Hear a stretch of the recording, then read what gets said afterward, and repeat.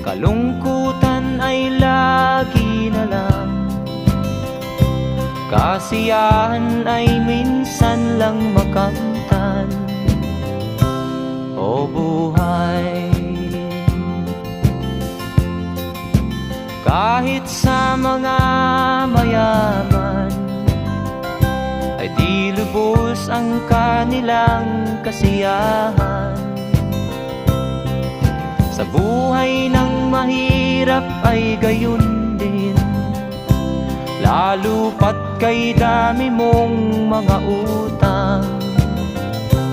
O buhay,